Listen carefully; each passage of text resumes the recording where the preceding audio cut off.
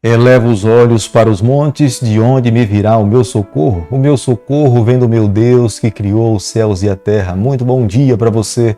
Com essas palavras bíblicas nós começamos mais um dia, pedindo a bênção de Deus sobre cada um de nós, tendo a certeza que aqueles que logo nas primeiras horas abrem o seu coração para buscar o Criador, recebem uma bênção do Senhor de uma forma sem medida e grandiosa. É por isso que a cada manhã, logo às 6 horas, logo nas primeiras horas, nós nos curvamos diante dele, reconhecendo a sua soberania, reconhecendo que ele é exclusivo em nossa vida e clamamos pela bênção do Eterno sobre cada um de nós. O meu pedido a Deus nesse momento é que as mãos dele estejam estendidas sobre você. Se porventura nessa manhã algum problema, alguma dificuldade atormenta a tua vida, coloca nas mãos desse Criador. Se porventura sabe que irá passar por alguma dificuldade, clama pela companhia dele nesse dia de 24 horas e tenha certeza da bênção e da presença dele ao seu lado. Quero deixar também com você nessa manhã uma parte da palavra de Deus do livro de Salmo, capítulo 116, o verso 9, onde a Bíblia diz o seguinte: Andarei na presença do Senhor, na terra dos viventes. Salmo 116, o verso 9, é a nossa maior responsabilidade. É nessa terra andarmos na presença do Senhor. Os olhos do nosso Deus estão sob a face dessa terra em busca dos justos, daqueles que amam a sua palavra, daqueles que vivem em conformidade com as suas verdades. E é por isso que nós queremos andar nessa terra na presença do nosso Deus. É por isso que pela manhã nos levantamos clamando por Ele e pela bênção dele sobre a nossa vida. Cada manhã nesse canal nós estudamos um capítulo da palavra do Senhor. E nessa manhã nós iremos abrir a Bíblia no livro de 2 Reis, capítulo 24, verso 1. Nos dias de Joaquim, subiu Nabucodonosor, rei da Babilônia, contra ele, e ele, por 3 anos, ficou seu servo, então se rebelou contra ele.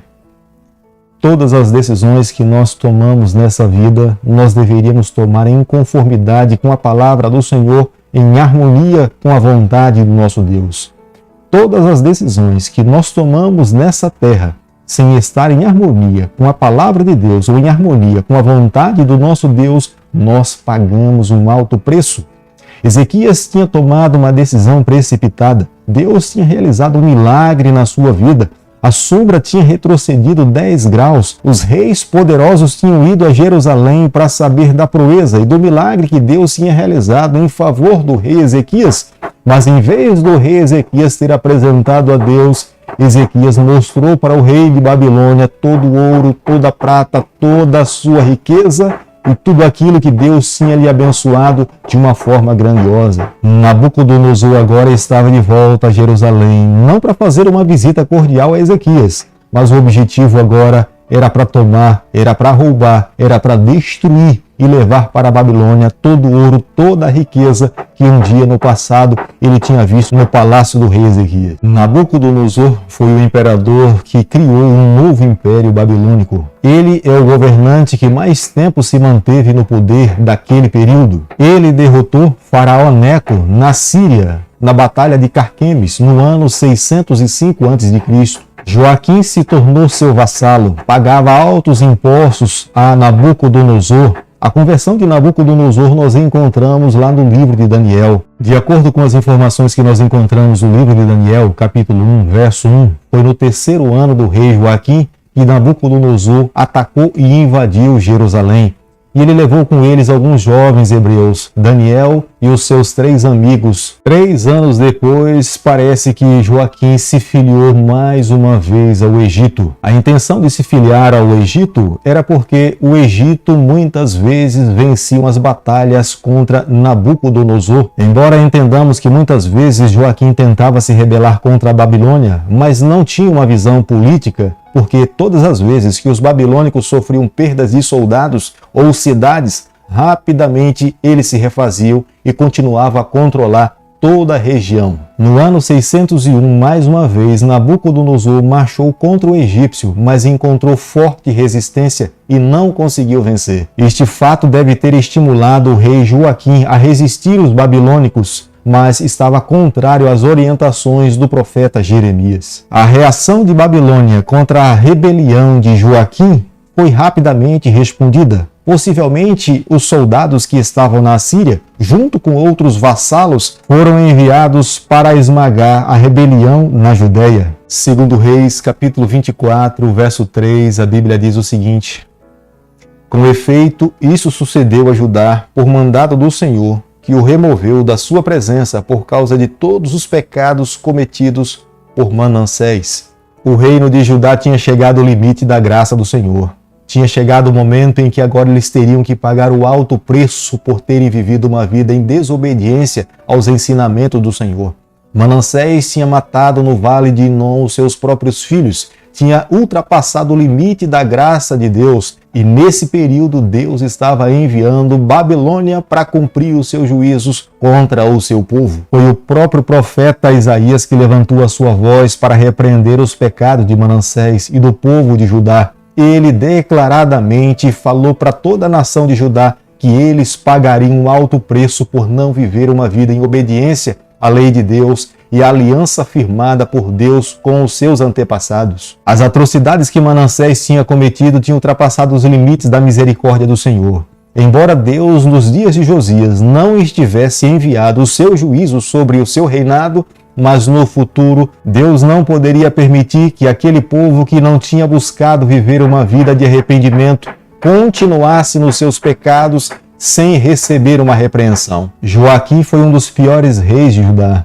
O próprio profeta Jeremias tinha falado para ele que ele seria sepultado com um jumento. E de fato, não há nenhum registro da maneira pela qual Joaquim, de como ele foi sepultado. O rei Joaquim morreu pouco antes de Babilônia ser vencida pelo Império Babilônico. A prova é clara que ele não morreu por causas naturais, mas por intrigas políticas. Quem se assenta no trono após a morte do rei Joaquim é seu filho, também é conhecido como Joaquim ou Jeconias, que tem como significado do seu nome Yahvé estabelecerá. Segundo Reis, capítulo 24, verso 7, a Bíblia diz o seguinte: o rei do Egito nunca mais saiu da sua terra, porque o rei da Babilônia tomou tudo quanto era dele, desde o ribeiro do Egito até o rio Eufrates. Esse fato se deu porque o rei do Egito perdeu a sua batalha lá em Carquemes, na Síria, no ano 605. Possivelmente, o rei Joaquim não tenha recebido nenhuma ajuda dos egípcios nos momentos difíceis que ele estava passando com Babilônia. O ribeiro do Egito, que nós encontramos mencionado no versículo 7, é o ribeiro que delimitava a terra abraâmica, a terra que Deus tinha prometido ao seu povo. O autor do livro de 2 Reis observa que os babilônicos conquistaram a terra que Deus tinha concedido ao seu povo. Era uma prova clara que a herança de Deus estava sendo tomada pelos adversários. Elnatã é o avô de Joaquim.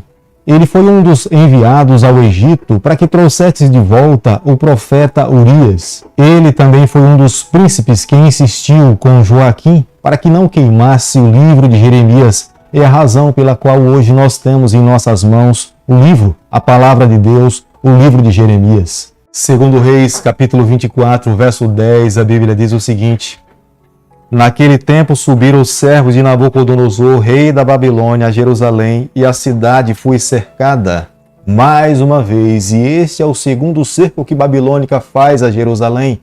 Nesse cerco, facilmente Joaquim se rendeu. Por isso que muitas vidas não foram tomadas. A rendição de Joaquim aos babilônicos no ano 597 poupou a cidade e levou à segunda deportação para Judá. Joaquim, sem ter resistência no seu reino, ele se entregou aos babilônicos e por 37 anos ele ficou preso em Babilônia. Depois desse período, ele é libertado e ele volta para Jerusalém. Quando Nabucodonosor aceitou a submissão do rei Joaquim, ele levou muita riqueza. E além da riqueza, ele levou alguns jovens para que pudessem lhe servir em Babilônia. Isso se deu no ano 605. No 8º ano do reinado de Nabucodonosor, no ano 597 a.C., ele impõe um cativeiro muito mais rigoroso. Essa imposição não era com o objetivo de se enriquecer, mas havia uma preocupação por parte de Nabucodonosor que os hebreus formassem algum exército para que pudesse se rebelar.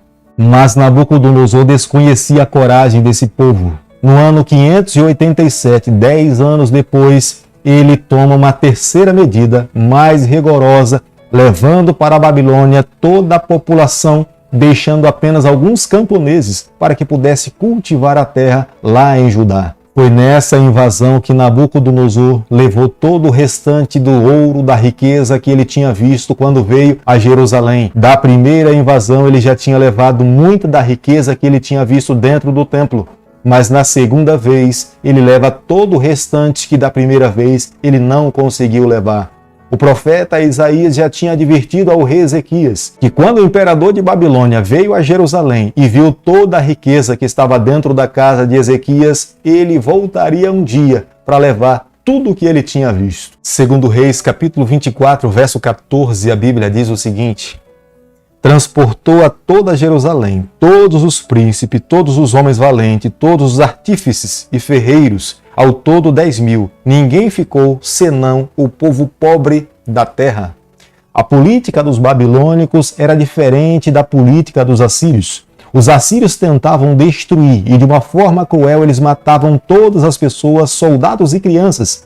Mas os babilônicos, eles permitiam que os seus cativos pudessem se restabelecer na sua terra. Eles proporcionavam condições para que os cativos pudessem se desenvolver, crescer e viver uma vida tranquila dentro da sua geografia. Na verdade, Babilônia levava cativa tudo aquilo que ela entendia que tinha de melhor no reino conquistado: o ouro, a prata, os jovens, as mulheres, os intelectuais, os grandes profissionais daquele país eram as pessoas que eles levavam cativas. Aqueles que não tinham condições de lhe proporcionar algum benefício no futuro, eles deixavam para trás. O rei de Babilônia levou 10.000 soldados, os mais valentes, os mais corajosos, aqueles que poderiam defender a sua coroa. O profeta Ezequiel era um desses, e ele considerava como sendo já agora o fim de Judá. Como nós podemos ler no versículo 17 do capítulo que nós estamos estudando nessa manhã, o rei de Babilônia se preocupou em tirar o rei Joaquim do reino e colocar o seu tio Matanias no seu lugar, governando em Jerusalém.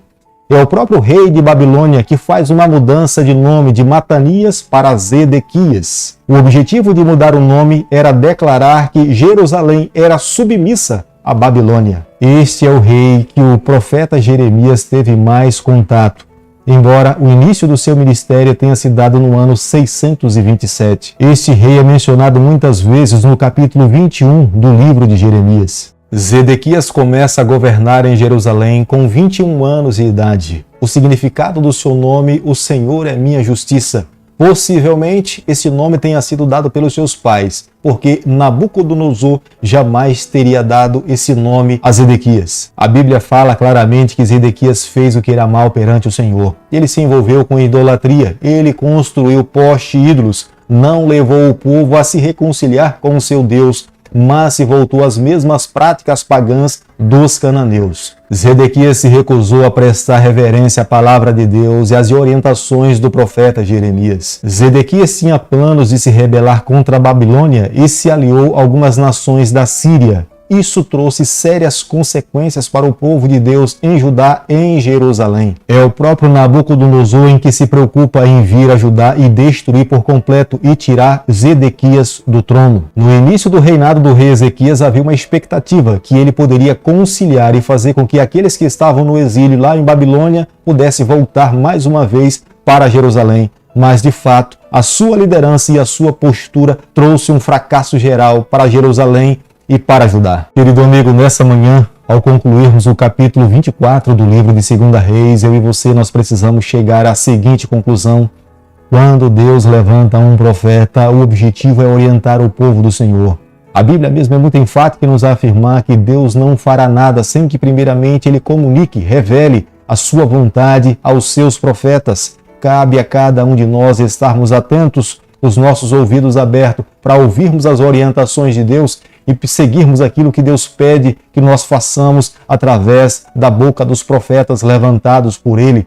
Foi isso que o rei Ezequias não fez e foi o fracasso do seu governo. Aqueles que querem ter uma vida feliz precisam dar ouvido à palavra do Senhor. Quando nós não ouvimos a palavra de Deus, o futuro da nossa vida é lamentável, é tristeza, dor, choro e lamentação. A preocupação de Deus com o seu povo no passado não é diferente com a preocupação de Deus nos dias em que nós estamos vivendo.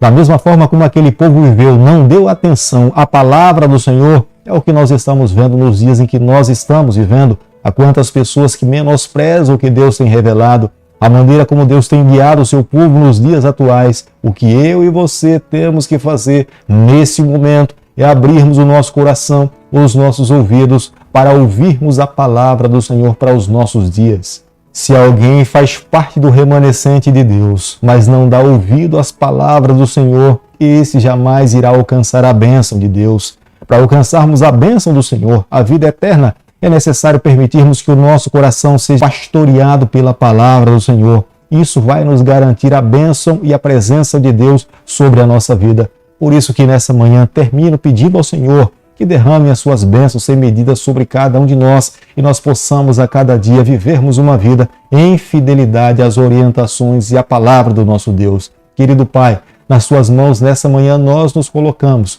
confessamos as nossas falhas, abrimos o nosso coração, nos toma nas tuas mãos, fica ao nosso lado, é o nosso pedido, é a nossa oração e nós fazemos em nome de Jesus. Que o Senhor te abençoe e te guarde. Ele faça resplandecer o teu rosto sobre você. Que Ele tenha misericórdia de você. E sobre você nessa manhã Ele levante o seu rosto e conceda a sua paz em nome de Jesus.